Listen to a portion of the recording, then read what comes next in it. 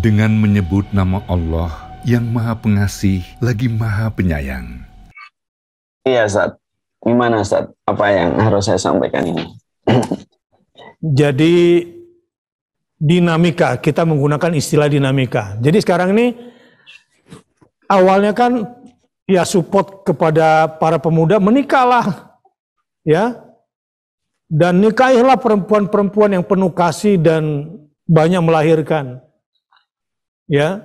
Kemudian sangat bagus nikah muda. Tapi dengan ada fenomena sekarang nih, banyak juga yang takut nikah muda. Karena pertama banyak yang korban kekerasan, ya karena memang menikah muda itu kan sangat labil bagi sebagian ya, bagi sebagian ada kasus-kasus tertentu. Tapi karena ini terblow up di media sosial, jadi banyak juga yang berpikir ulang yang tadinya sudah mantap. Karena bukan cuma persoalan psikis, juga persoalan ekonomi. Kemudian juga persoalan reproduksi.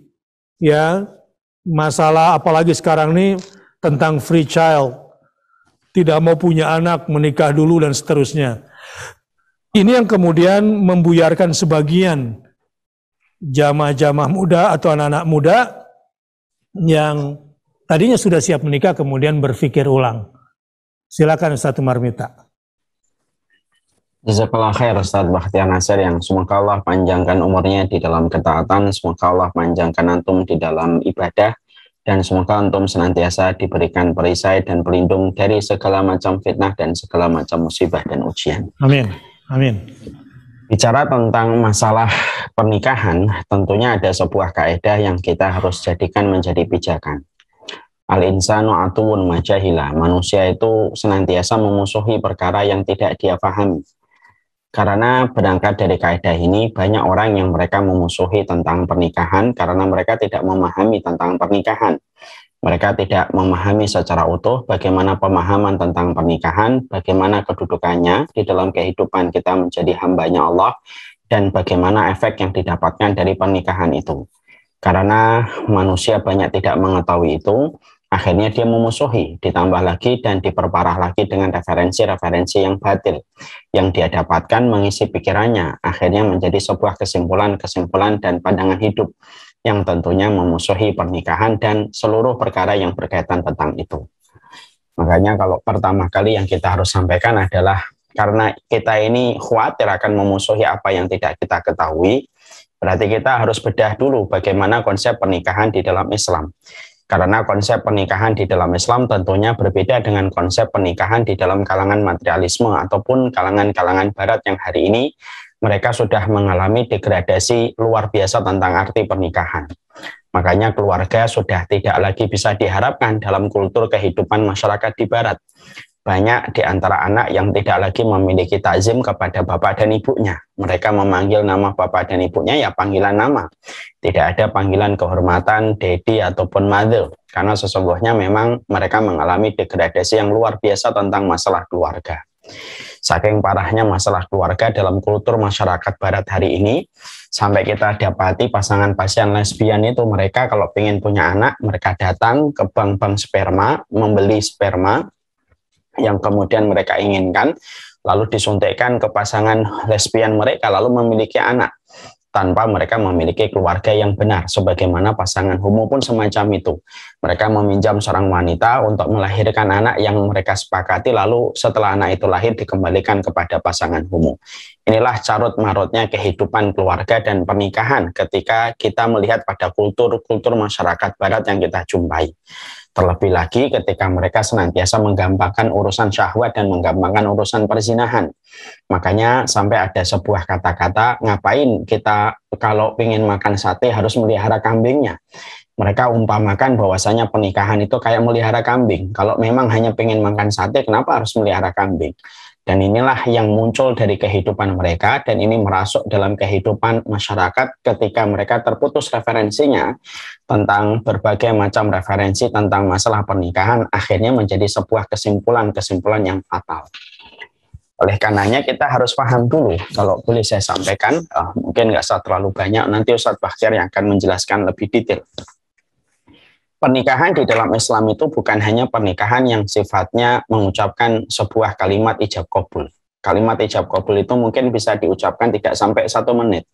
Tapi kalimat ini memiliki konsekuensi yang luar biasa. Konsekuensi dunia, konsekuensi alam barzah, dan konsekuensi dalam kehidupan di akhirat. Dan pernikahan itu merupakan sesuatu yang besar dalam kehidupan kita. Makanya kita menjumpai bagaimana Islam itu menempatkan pernikahan itu bukan hanya di dunia, tetapi dalam kehidupan di akhirat pun masih ada pernikahan. Makanya Syekh Utsaimin itu beliau menjabarkan tentang istimewanya pernikahan. Sampai Syekh Utsaimin itu mengatakan sesungguhnya semua syariat itu nanti kalau sudah di surga semuanya hilang. Syariat sholat, syariat kita puasa, semuanya hilang. Syariat sedekah hilang. Tapi ada satu syariat yang masih disisakan dalam kehidupan di akhirat, yaitu adalah syariat pernikahan. Karena tidak ada manusia yang mereka sendirian dalam kehidupan di surga. Sebagaimana yang Allah sampaikan di dalam surat Al-Baqarah. Walahum fiha azwajum mutahharah. Setiap penduduk surga selalu mendapatkan pasangan yang disucikan oleh Allah. Makanya ada beberapa ulama yang sampai mereka mengatakan bahwasanya Ibunda Asiyah binti Muzahim ketika suaminya Fir'aun masuk ke neraka, maka nanti Asiyah binti Muzahim tidak dibiarkan sendirian oleh Allah di dalam surga. Allah akan mengirimkan kepadanya seorang laki-laki yang akan menikah dengan Asiyah binti Muzahim menggantikan Fir'aun yang sepadan dengan imannya. Dan sebagian para ulama mengatakan dia akan dinikahkan dengan Rasulullah. Sama dengan Ibunda Aisyah radhiyallahu anha, sama dengan Bunda Maryam binti Imran. Ketika beliau menjadi ibu dari Isa alaihi salam, beliau tidak menikah sampai beliau menutup mata. Tetapi beliau ketika menjadi penduduk surga kelak, maka tidak dibiarkan beliau itu sendirian kecuali beliau akan dinikahkan di sebuah tempat yang maha indah, yaitu adalah di surga. Dan itu menunjukkan kepada kita betapa istimewanya syariat pernikahan, sampai urusan surga pun yang sudah full maksimal dengan berbagai macam kenikmatan yang tiada tara. Kullu mashtahat nafsuka waladat ainuka. Semua yang kita inginkan akan kita dapatkan di surga.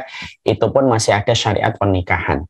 Karena istimewanya pernikahan dalam konteks keimanan kita kepada Allah, itulah yang menjadikan pernikahan itu ada dan disisakan dalam kehidupan di akhirat. Ini sebenarnya sudah mewakili betapa besarnya kedudukan pernikahan di dalam Islam. Terlebih lagi kalau kemudian kita mengkaitkan dalam kehidupan kita sehari-hari, kita juga kemudian mengetahui bahwasanya pernikahan selain ini merupakan syariat yang sangat luar biasa, syariat pernikahan itu merupakan salah satu syariat yang sepadan dan berbanding lurus untuk meningkatkan kualitas kehidupan kita selaku manusia. Karena sesungguhnya kualitas kehidupan manusia itu hanya bisa salah satunya ditopang dengan pernikahan yang baik. Makanya mari kita mentadaburi surat Al-Furqan 74. Di dalam surat Al-Furqan 74 yang kita sangat familiar dengan doanya, Allah berfirman, Rabbana hablana min azwajina wa dzurriyyatina qurrata a'yun waj'alna lil muttaqina imama. Pada surat Al-Furqan 74 kita menjumpai dan kita mendapati seakan-akan pada ayat ini ada dua permohonan. Permohonan yang pertama yaitu adalah kita meminta supaya istri kita, suami kita, anak kita menjadi qurrata a'yun. Kemudian yang kedua, supaya kita dijadikan imam bagi orang yang bertakwa, pemimpin bagi orang yang beriman. Kalau kita melihat secara selintas, seakan-akan pada ayat ini ada dua permohonan yang tidak ada kaitannya. Padahal kalau kita mentadaburi, kita akan mendapati banyak sekali akwal para ulama ketika mereka menafsirkan dan mentadaburi surat Al-Furqan 74. Apa artinya? Artinya, tidak akan mampu seseorang itu menjadi pemimpin bagi kalangan orang yang beriman sampai dia lahir dari keluarga qurrata a'yun. Jadi tidak ada pahlawan Islam yang mereka itu mengharumkan nama agama ini kecuali mereka lahir dari keluarga qurrata a'yun. Muhammad Al-Fatih lahir dari keluarga qurrata a'yun. Salahuddin Al-Ayyubi lahir dari keluarga qurrata a'yun. Disitulah kemudian kita paham sesungguhnya pernikahan kalau memang benar pasangan kita menjadi qurrata a'yun, maka ketika keluarga kita menjadi qurrata a'yun itu merupakan mesin produksi yang akan melahirkan pahlawan-pahlawan besar dan akan menghasilkan para pemimpin-pemimpin bagi orang yang bertakwa, dan itu tidak pernah jauh dari rahim yang bernama sebuah keluarga yang dimulai dari sebuah pernikahan. Makanya Masya Allah, sesempurnanya seorang laki-laki tidak akan sempurna sampai dia mendapatkan seorang wanita solihah. Dan sesempurnanya seorang wanita tidak akan sempurna sampai dia mendapatkan seorang laki-laki.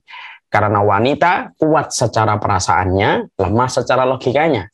Lalu Allah pertemukan dia dengan makhluk yang bernama laki-laki. Kuat logikanya, lemah perasaannya.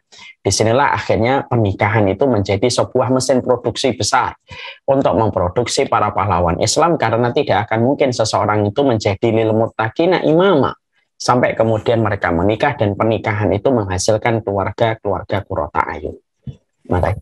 Makanya inilah yang kemudian menjadikan kita harus paham. Inilah dahsyatnya konsep yang bernama pernikahan di dalam Islam.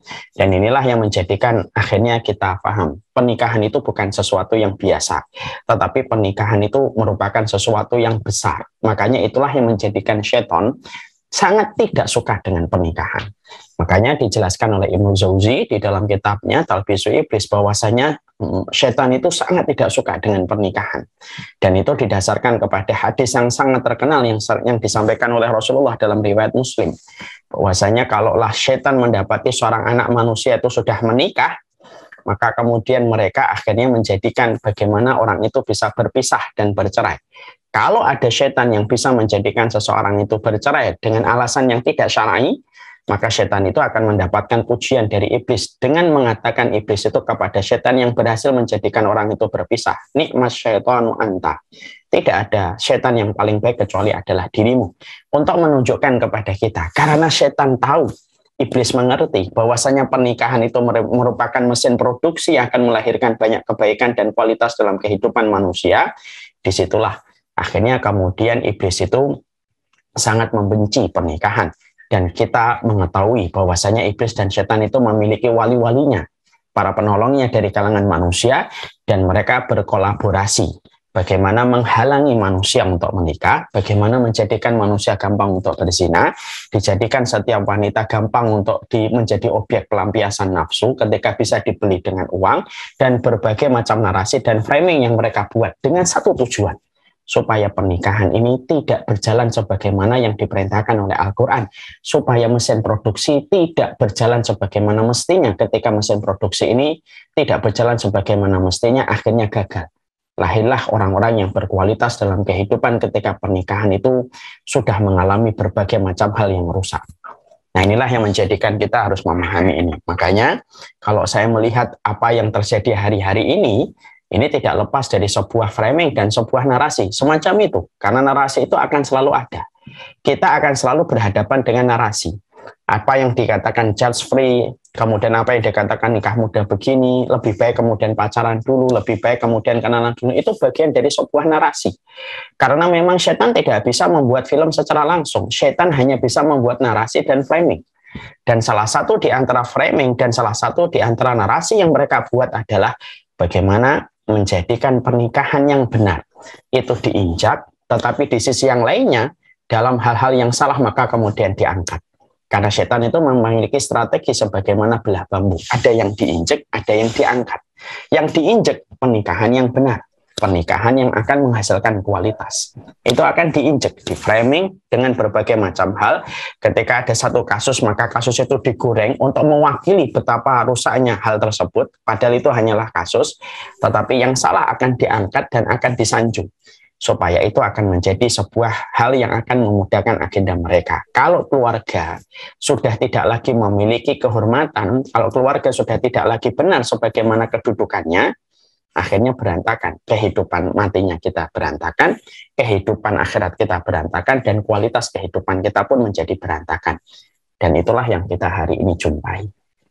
Makanya Masya Allah, inilah yang menjadikan kita akhirnya paham. Masya Allah, jazakallah khair kepada Ustadz Bahtiar Nasir yang sudah menurunkan materi ini. Ini merupakan cara kita untuk memahami narasi dan framing dari mereka-mereka yang tidak sadar menjadi penolong-penolongnya setan ketika mendiskreditkan tentang pernikahan. Mendiskreditkan tentang pernikahan yang akhirnya bercerai, kemudian mendiskreditkan orang yang mereka pengen menghalalkan walaupun terjadi hal-hal yang kurang benar, lalu ini digoreng. Ketika ini digoreng tujuannya satu, supaya orang merasa a priori dengan pernikahan, lalu akhirnya menjadikan mereka betah dengan berbagai macam status mereka yang belum halal, dan bisa untuk terperosok kepada sesuatu dosa yang sangat besar. Dan kalau ini terjadi, mesin produksi pernikahan yang menghasilkan orang-orang yang lil muttaqina imama itu tidak bisa lagi terjadi dan tidak bisa terwujud. Dan itulah yang menjadi sebuah agenda. Setan tahu kemenangan itu akan menjadi miliknya kaum muslimin, tapi mereka ingin mengundurkan waktunya dengan berbagai macam cara. Walaupun mereka tahu bahwasanya ini akan kembali, kemenangan ini kembali kepada tangan Islam. Dan inilah yang kita hadapi hari ini. Kita menghadapi narasi, kita menghadapi sebuah framing yang besar tentang sebuah pernikahan. Makanya setelah kita memahami bahwasanya pernikahan itu urusan yang besar, bahkan urusan kita nanti mati itu tergantung juga bagaimana pernikahan kita, kan? Makanya sering saya sampaikan di banyak kesempatan bahwasanya orang itu ketika di dalam hadis Barok bin Azib, orang itu kalau sudah meninggal dunia, sudah mampu menjawab pertanyaan dari Munkar dan Nakir, maka dia berteriak. Tahukah kita teriakan apa yang diteriakan seseorang ketika bermalam yang pertama di alam barzah? Mari kita lihat apa yang disabdakan Rasulullah. Orang kalau dia berteriak di alam barzah setelah dia mampu menjawab pertanyaan Munkar dan Nakir, mereka berteriak. Apa teriakannya? Ya Rabbi aqimis sa'ah hatta arji ila ahli. Ya Robku, tolong ya, segerakan hari kiamat supaya aku lekas bertemu dengan keluargaku. Ternyata memori pertama yang diingat manusia ketika baru saja menyelesaikan fitnah dari pertanyaan Munkar dan Nakir di alam kubur, ternyata yang pertama kali diingat oleh mereka itu adalah tentang masalah pernikahan, keluarganya. Ya Rabbi aqimis sa'ah hatta arji ila ahli. Tolong ya Allah, segerakan hari kiamat supaya aku lekas bertemu keluargaku. Dan keluarga itu tidak kita dapatkan kecuali adanya pernikahan. Makanya orang yang paling setia mendoakan kita ketika kita sudah terbujur kaku di dalam kubur kita di bawah gundukan tanah itu 3. Orang yang mendoakan kita setia itu ya keluarga kita dari sebuah proses yang bernama pernikahan. Kalau bukan bapak ibu kita, ya anak kita. Kalau bukan anak kita, ya pasangan kita. Biasanya bapak ibu kita sudah mendahului kita sebelum kita. Biasanya pasangan tidak terlalu lama setelah kita wafat, mereka juga wafat. Yang lama itu adalah anak kita. Karena orang lain, sahabat, circle, teman satu profesi, maka mereka mungkin akan mendoakan kita 1-2 pekan. Setelah itu mereka akan sibuk dengan urusan mereka sendiri. Tapi yang paling setia itu adalah 3 ini. Dan 3 ini tidak didapatkan kecuali bernama pernikahan. Makanya disebut pernikahan itu misakon ghalidho. Saya tidak setuju kalau diartikan itu ikatan suci ya. Kalau lebih boleh, kalau saya bedah di dalam banyak mu'jam, arti misakon ghalidho itu lebih tepatnya adalah pernikahan yang menghasilkan sebuah komitmen dan konsekuensi di dunia, di alam barzah dan di alam akhirat. Dan itulah yang kemudian menjadikan pernikahan itu menjadi sesuatu yang sangat besar di sisi Allah Subhanahu wa taala. Dan ini pula yang menjadikan setan, kalangan jin dan setan dari kalangan manusia, mereka bersinergi. Mereka berkolaborasi bagaimana menjadikan orang tidak mau nikah, bagaimana orang memframing tentang pernikahan, bagaimana orang benci tentang pernikahan. Dan seluruh yang narasi yang dibuat itu karena mereka tahu, kalau ini dibiarkan, maka yang terjadi adalah lahirnya satu persatu para pahlawan Islam, lahirlah lil muttaqina imama di setiap keluarga. Dan ini kalau sudah terjadi, maka setan akan kelabakan untuk menyesatkan manusia. Nah inilah yang menjadikan kita paham pernikahan itu merupakan sebuah komitmen, memiliki sebuah mesin produksi besar untuk menjadikan orang-orang itu menjadi pahlawan-pahlawan Islam. Setelah kita memahami ini, tentunya akhirnya kita akan mungkin semoga-moga kita mendapatkan pencerahan dari itu. Setelah kita mendapatkan pencerahan dari itu, maka akhirnya kita melihat pernikahan itu, kalau kita lihat dari sudut pandang fikihnya, tentunya akan panjang lebar. Dan Ustadz Bakhtiar Nasir mungkin lebih berhak untuk menyampaikan. Tapi yang kita lihat, apakah pernikahan itu, apakah dilihat pada umur? Sebenarnya kalau kita melihat kepada hadis, pernikahan itu memang tidak pernah melihat umur, tetapi melihat kepada kriteria yang disebutkan oleh Rasulullah. Man istata'a minkum al-ba'ah falyatazawwaj. Barang siapa di antara kalian yang sudah bisa ba'ah itu memiliki banyak pengertian di antara para ulama, nanti saya akan sampaikan, maka hendaklah mereka menikah. Nabi tidak menyebut nomin, Nabi tidak menyebut angka, Nabi tidak menyebut 15, Nabi tidak menyebut 16, Nabi tidak menyebut 20, Nabi tidak menyebut 30. Tapi Nabi menyebutnya adalah man istata'a minkum, siapapun di antara kalian yang sudah ba'ah, maka hendaklah menikah. Para ulama kemudian menerjemahkan ba'ah itu beda-beda. Imam Nawawi mengatakan kata ba'ah itu artinya adalah quwwatul jima'. Orang yang sudah mampu melaksanakan aksi dan aktivitas biologis, maka itu ba'ah. Tapi kemudian tidak hanya satu maknanya, ada makna yang lainnya. Ada yang mengatakan bahwasanya al-ba'ah itu adalah kekuatan seorang laki-laki untuk bisa memberikan nafkah kepada orang yang akan menjadi objek dari pernikahan yang akan dia langsungkan. Itu juga disebut dengan ba'ah. Berarti kalau kemudian kita melihat kepada definisi-definisi ba'ah yang disebutkan Nabi, berarti ini definisinya adalah definisi bukan sesuatu yang kontradiktif, ya. Tetapi ini merupakan definisi yang sifatnya menunjukkan ragam. Berarti arti ba'ah itu tidak merujuk kepada umur, tetapi kata ba'ah itu merujuk kepada kesiapan orang melakukan aktivitas biologis, dan yang kedua yaitu adalah merujuk kepada kemampuan dia ketika mampu untuk memberikan sandang, papan, dan nafkah kepada wanita yang akan dia halalkan di hadapan Allah. Dan setiap orang tentunya beda-beda, karena sebagaimana cincin ada yang cocok bagi dia, tidak cocok bagi jari saya.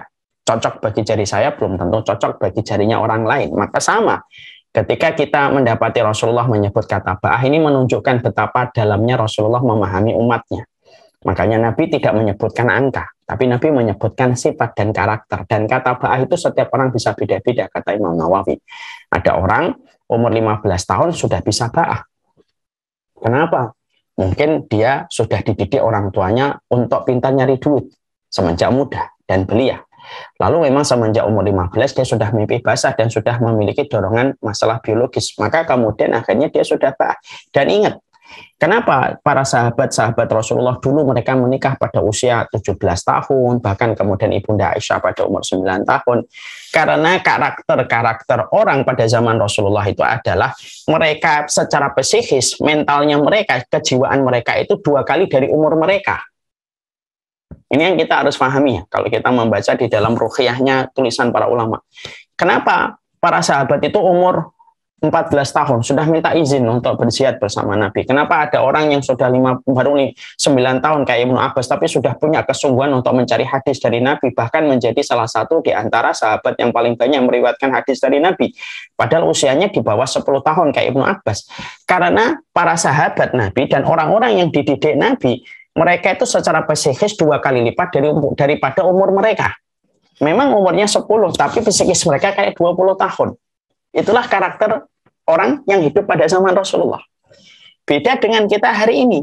Masyarakat hari ini, kata para ulama, mereka itu memiliki fisik yang bisa jadi fisiknya lebih maju daripada umurnya, tetapi secara psikis itu lebih mundur daripada umurnya.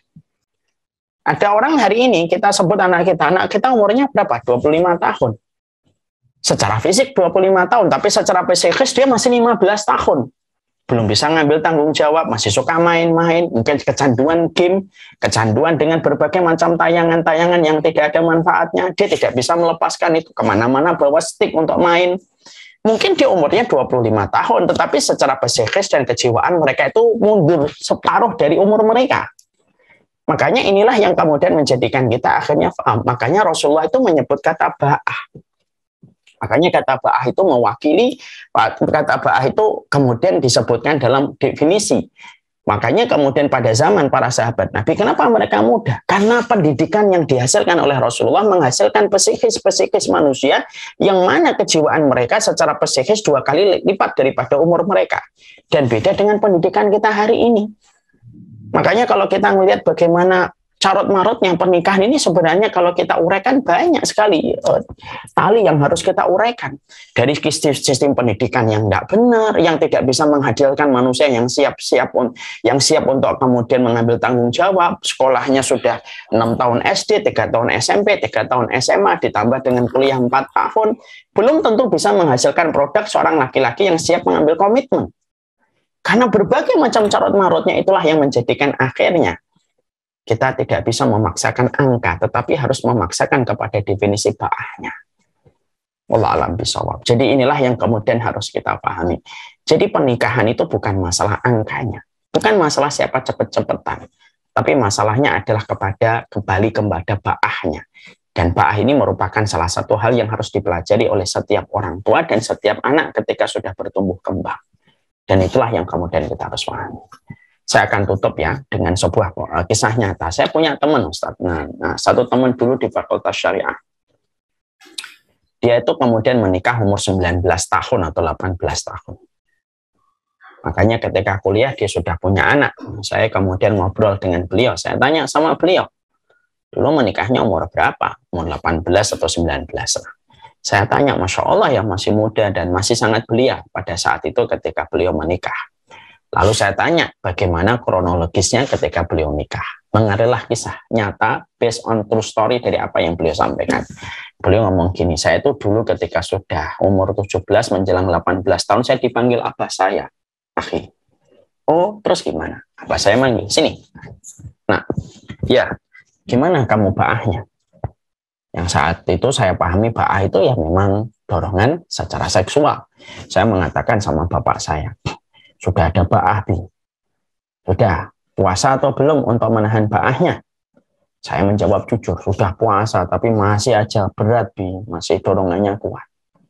Lalu kemudian abi saya nanya sama saya, sudah siap nikah atau belum? Ya, ini orang Sulawesi mungkin satu pulau dengan Pesat Bakhtiar Nasir. Maka kemudian ditanya, kamu sudah siap enggak? Kemudian sudah siap untuk menikah belum? Maka kemudian teman saya ini berkata sama abahnya, belum siap, kan saya enggak punya pemasukan. Alah, masalah pemasukan gampang. Abah yang akan bayarin.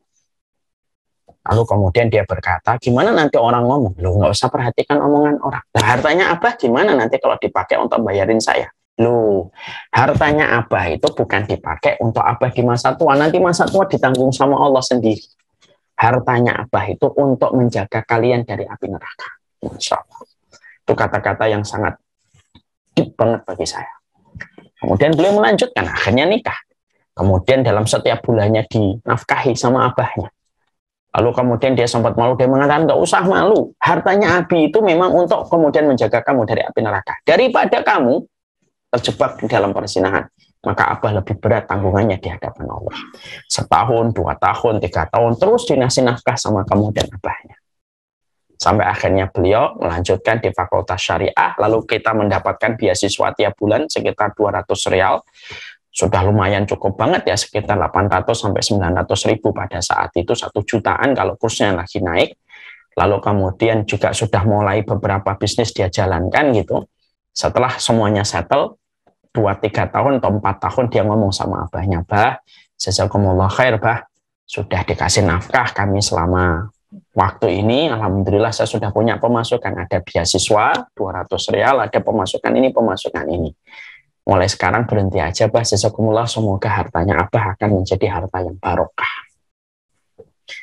Jadilah saya orang yang muda ketika menikah. Masya Allah. Kisah ini memberikan sebuah penjelasan yang sangat luar biasa. Pernikahan itu memang kaitannya banyak, orang tua, pendidikan, lingkungan, semuanya. Yang akhirnya menjadikan hari ini pernikahan itu menjadi sebuah satu perkara yang momok dan menakutkan. Banyak orang tua yang kemudian mampu memiliki tabungan sampai ratusan juta, tapi membiarkan anaknya kemana-mana pergi. Setiap anaknya mau nikah, kemudian orang tuanya ngomong, memang mau ngasih makan batu. Padahal harta yang dia miliki bisa cukup untuk mengcover anaknya sementara waktu, sampai kemudian anaknya berdikari di atas kakinya sendiri. Inilah yang menjadikan kita harus mengerti. Rumitnya persoalan tentang menikah itu tidak segampang kita memahaminya.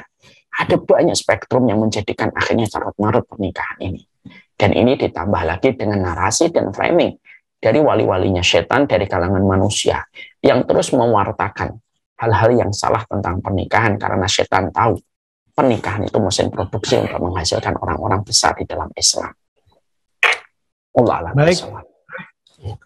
Terima kasih, Masya Allah. Jabaran dari doa yang biasa kita baca ya di dalam surat Al-Furqan, yang poinnya berangkat dari qurrata a'yun dan waj'alna lil muttaqina imama. Jadi secara garis besar Ustaz Umar Mita menggambarkan bahwa menikah itu bukanlah sekedar hubungan biologis, tetapi ada peradaban yang sedang kita bangun lewat pernikahan ini. Inilah yang membedakan kita dengan para pemilik narasi yang Islamofobia itu.